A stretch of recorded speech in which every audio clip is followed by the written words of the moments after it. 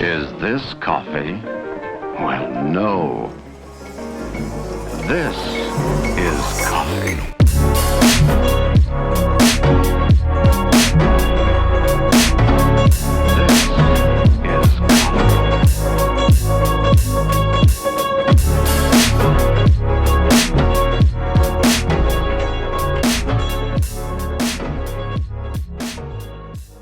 The intro seemed appropriate because we're looking at a brewer that really is from the 60s, as is that great film. This is Coffee, a promotional film shot in 1961. This, however, hails from a slightly later year. This is the Jubilee edition of the Technivorm 68. Now, Technivorm started actually, I think they were founded back in 1964. Their first piece of coffee equipment was 1965, which was a grinder. And then in 1968, they produced this, or the original version of this. So 50 years later, they decided to do a limited edition run to reissue this, to make it available if you want a little piece of history. Now, I'll get my biases out of the way to start with. Technivorm built a different brewer, I think it's the KBT 741. The 74, I think, refers to 1974, the year which they first released it. That's another piece of timeless design going right there. I had one of those. That was my first home brewing setup, and I loved it. And it did a little bit more than this did, but Technivorms have been a part of how I made coffee at home for a long time. You know, I think I've had one nearly 10 years. It's not what I have at home right now, but I've had them over the years at work, at home. I have a fondness for them. And in today's modern world, there's lots you can do with filter brewers these days. There's lots more controls, there's a lot more granularity. That isn't really what Technivorm are about or were ever about. You know, the KBT I like because there's a couple nice things. There's an open-close valve on the brew basket, and the brew basket is sort of mounted and you can just slide the carafe out from underneath. That's a different brewer though. That's not what we're talking about today. Other bias in this one, I didn't buy this. I was sent this to review to have a little look at, and to be honest, I was pretty excited to do so. It's kind of an interesting piece of history. So I was just starting to edit this and I found out that Moccamaster are actually giving this unit to me to give away to you. So if you want to win it, there's a link in the description down below. Click on that, it'll tell you how to win this thing. Know that it is 220 volt 50 hertz. So if you're in North America, this will not easily work for you unless you've got like a power transformer and stuff at home. So probably you need 220, 240 volts, 50 hertz, just so you know. I'll ship it to anyone who wins it. Again, link in the description down below, and thank you, Moccamaster. Back to the review. So here it is. It is pretty much as it was in 1968, and that's kind of cool to me. It's an interesting piece of history. It's kind of interesting to look back at how people might have made coffee 50 years ago, what's changed, what really hasn't changed. And I think from the get-go, who is this for? Well, the design, the technology really speaks to someone who wants like a little piece of history, for whom the design is extremely desirable, right? If this design speaks to you, and I could get how it would, and I could get how it wouldn't, but I kind of love it. If it does speak to you, having this at home, having something like this, I totally understand. If you want something with all the bells and whistles, digital controls, flow rate controls, temperature controls, all that kind of stuff, no, this is not for you. You know, in fact, this isn't really a brewer designed for you to mess with too much. They want you to just put coffee in, put water in, it automatically detects that there's water in, there's a little float in the chamber, and that starts the brewing process, and there's a little hot plate here to keep the coffee warm after you've brewed it.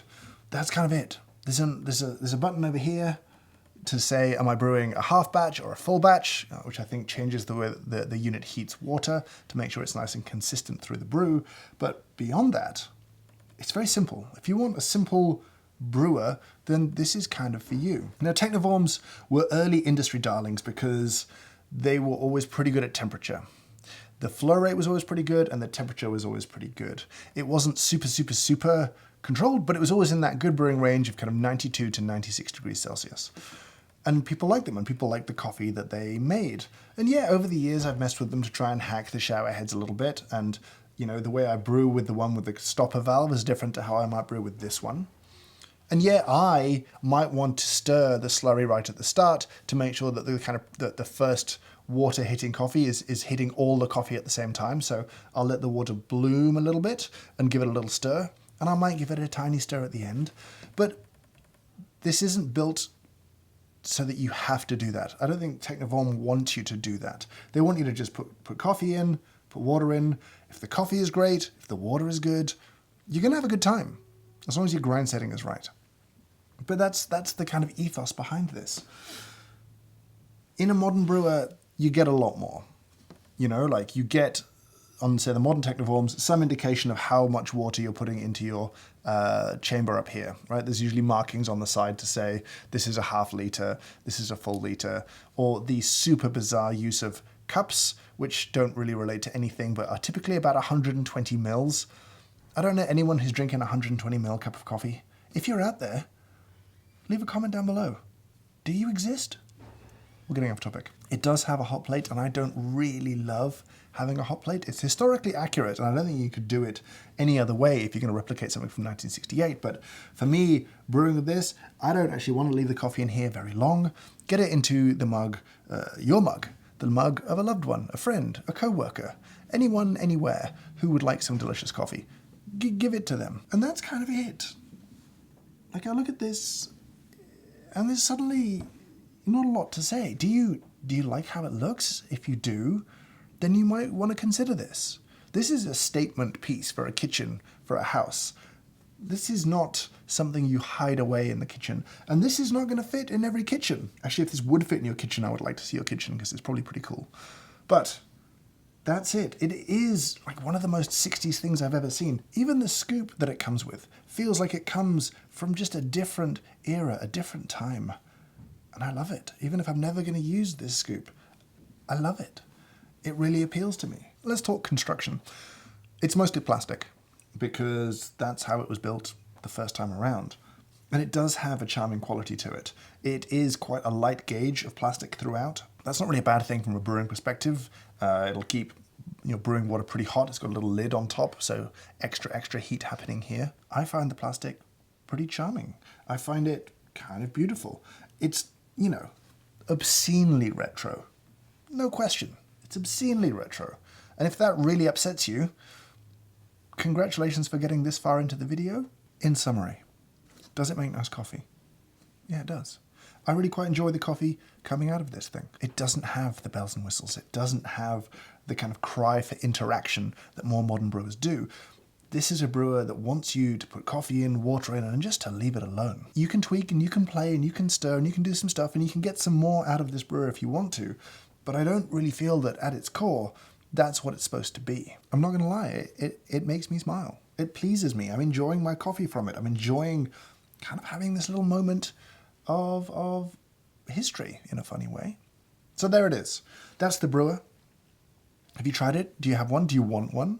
How do you feel about the design, the colors? Is this little Marmite? Is this love it, hate it? Or are you kind of ambivalent?